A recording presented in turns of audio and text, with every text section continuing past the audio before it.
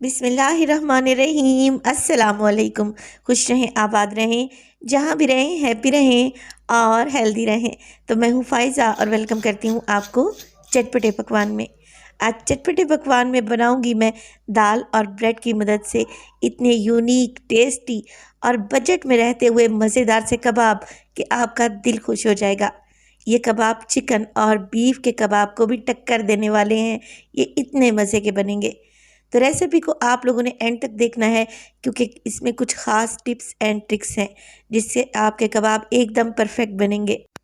तो वीडियो को एंड तक देखें, रेसिपी अच्छी लगे लाइक कर दें और चटपटे पकवान को सब्सक्राइब भी कर लें। तो चलें जल्दी से बनाते हैं अपने मज़ेदार से ये दाल के कबाब। बेहतरीन से दाल के कबाब बनाने के लिए सबसे पहले तो ले ली है मैंने 1 पाव मसूर की दाल। इसे मलका मसूर भी कहते हैं और दालों में ये सबसे टेस्टी दाल है। चलें जी, 2 घंटे के लिए मैंने इसे भिगो दिया और ये अपने साइज़ में डबल हो चुकी है। पानी गिरा देंगे और इसको डाल लेंगे एक कढ़ाई में। आपने ये दाल कढ़ाई में ही बॉईल करनी है, प्रेशर कुकर में ना डालिएगा। अब इसमें डालेंगे 1 टेबलस्पून अदरक और लहसुन का पेस्ट। इसके साथ ही 1 टीस्पून नमक भी शामिल कर दूंगी और डालूंगी इसमें 1 से 1.5 ग्लास के बराबर पानी, या इतना कि जिसमें दाल अच्छे तरीके से गल जाए। तो ये दाल की क्वालिटी पे डिपेंड करता है। मैंने तकरीबन 1.5 ग्लास के बराबर पानी डाला है। मिक्स करेंगे और मीडियम टू लो फ्लेम पे पकाएंगे दाल को 20 से 25 मिनट के लिए, या इतना कि दाल का दाना अच्छे तरीके से घुल जाए। तकरीबन 25 मिनट के लिए मैंने दाल को पका लिया है और आप लोग देख रहे हैं दाल अच्छे तरीके से गल चुकी है और इसमें पानी भी तकरीबन ड्राई होने वाला है। मगर अभी हमने पानी को मज़ीद खुश्क करना है। जितना हो सके आप लोगों ने इस दाल को अच्छे तरीके से मिक्स करते रहें, घोटते रहें चम्मच की मदद से और दोबारा 10 से 15 मिनट के लिए दाल का सारा मॉइस्चर ख़त्म होने तक दाल को पकाएं, ताकि जब हम इसके कबाब बनाएं तो हमें कोई भी मुश्किल पेश ना आए। ये दाल ठंडी होने के बाद मज़ीद गाढ़ी होगी। तो देखें बड़े बड़े से बबल्स आने लगे हैं। इसी स्टेज पर मैं फ्लेम को ऑफ़ कर दूंगी और दाल को फ्रीज़र में रख दूंगी ताकि ये अच्छे तरीके से ठंडी हो जाए और गाढ़ी भी हो जाए। तो देखें फ्रीज़र से मैंने दाल को निकाल लिया है और अब इसकी थिकनेस को आप चेक कर सकते हैं। तकरीबन 2 घंटे के लिए ये फ्रीज़र में रही है।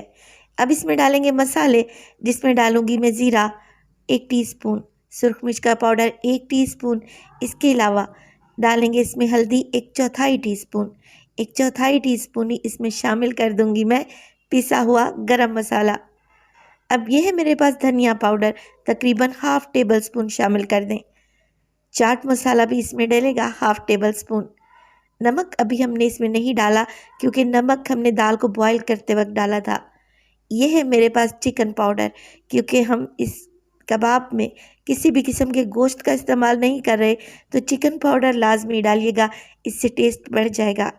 1 हरी मिर्च और 1 मीडियम साइज़ के प्याज को भी चॉप करके डाल दें और इसमें डालें ढेर सारा हरा धनिया। देखिए हरे धनिए में पानी बिल्कुल भी नहीं रहना चाहिए। आपने इसे धोकर अच्छे से ड्राई करके डालना है। अब जो डबल रोटी है ना, इसको मैं चॉपर में डालकर इसको पीस लूँगी और इसके ब्रेड क्रम्स बना लूँगी। इस स्टेज पर मैंने 2 डबल रोटी को ब्रेड क्रम्ब बना लिया है और दाल में शामिल कर दिया है। अब यहाँ पर मिक्सिंग करेंगे और देखेंगे कि दाल की कंसिस्टेंसी कैसी रहती है। अगर तो 2 ब्रेड में ही हमारा काम बन गया तो फिर मज़ीद ब्रेड इसमें ऐड नहीं करेंगे। अच्छे तरीके से मिक्स करें ताकि आपको पता लगे कि कबाब अच्छे से हैंडल हो रहे हैं या नहीं हो रहे। देखें 2 ब्रेड के क्रम्स को मैं शामिल कर चुकी हूँ, मगर अभी भी मुझे ये मिक्सचर थोड़ा सा लिक्विडी लग रहा है। तो मज़ीद मैं 2 ब्रेड लूँगी और उनके भी क्रम्स करके दाल में शामिल कर दूँगी। तो टोटल यहाँ पर मैंने 4 ब्रेड का इस्तेमाल किया है। तो 4 ब्रेड डालने के बाद भी अगर आपको लगे कि अभी भी कबाब का मिक्स सही से हैंडल नहीं हो रहा, तो आप इसको फ्रीज़र में रख दें। वैसे 4 ब्रेड डालने के बाद कबाब अच्छे तरीके से सेट हो जाएंगे। अब देखिए नमक मैंने डाला था दाल को बॉईल करते वक्त।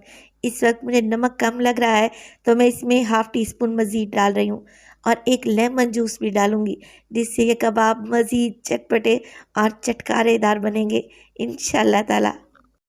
अब स्पैचुला का काम यहाँ पर ख़त्म हो चुका है। हाथों से ही मिक्सिंग करें ताकि आपको अंदाज़ा हो कि कबाब अच्छे तरीके से बन सकेंगे या नहीं बनेंगे। तो 4 ब्रेड डालने के बाद ये मिक्स अच्छे तरीके से रेडी हो चुका है। अब हाथों को हल्का सा ग्रीस करेंगे ऑयल की मदद से और मीडियम साइज़ के कबाब बना लेंगे। ये कबाब बहुत ही टेस्टी बनते हैं और यकीन करें ऐसा लगता है कि जैसे आप बीफ या चिकन के शामी कबाब खा रहे हो। मीडियम साइज़ की टिक्कियाँ बना लें। एक पाव दाल में ढेर सारे कबाब बनकर तैयार हो जाते हैं। अब बारी आती है इनको फ्राई करने की। इनको फ्राई करेंगे मीडियम टू हाई फ्लेम पे। आपने याद रखना है हाई फ्लेम पे ही इन्हें फ्राई करना है और इन्हें शैलो फ्राई करेंगे और इस तरीके से चम्मच की मदद से इनके ऊपर ऑयल डालते रहें। अब जिस बात का आप लोगों ने ख़ास ध्यान रखना है वो ये है कि जब आपको नज़र आए कि कबाब के किनारे एक साइड से गोल्डन हो चुके हैं, तभी आपने कबाब की साइड को चेंज करना है। मैं बार बार आपको बता रही हूँ कि फ्लेम आपने मीडियम टू हाई रखना है। अगर तो आपने फ्लेम को लो कर दिया तो ये कबाब ऑयल में बिखर जाएंगे। तब आपने ये नहीं कहना कि फ़ायज़ा आपने तो रेसिपी ही गलत अपलोड की है।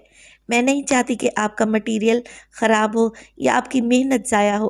तो आप लोगों ने फ्लेम को हाई रखना है और एक साइड से कबाब गोल्डन हो जाएं तभी कबाब की साइड को चेंज करें और इसी तरीके से उलटते पुलटते रहें ताकि बेहतरीन क्रिस्पी और मज़ेदार सी हमारी कोटिंग वाले कबाब तैयार हो जाएं। बग़ैर कि अंडा डाले और बग़ैर किसी ब्रेड क्रम्स के ये कबाब बहुत ही क्रंची बनते हैं। ऊपर की लेयर तो बहुत ही क्रिस्पी है और अंदर से आपको ऐसा लगेगा कि तो अगर आपने इन टिप्स एंड ट्रिक्स को फॉलो किया तो कबाब एकदम परफेक्ट बनेंगे इंशाल्लाह ताला। रेसिपी को आप लोगों ने ज़रूर ट्राई करना है। रेसिपी अच्छी लगे लाइक कर दें और चटपटे पकवान को सब्सक्राइब कर लें और अपने फैमिली और फ्रेंड्स में भी शेयर किया करें। अपना बहुत सारा ख्याल रखिएगा। फ़ाइज़ा को भी अपनी दुआओं में याद रखिएगा। मुझे दीजिए इजाज़त। टिल देन अल्लाह निगहबान।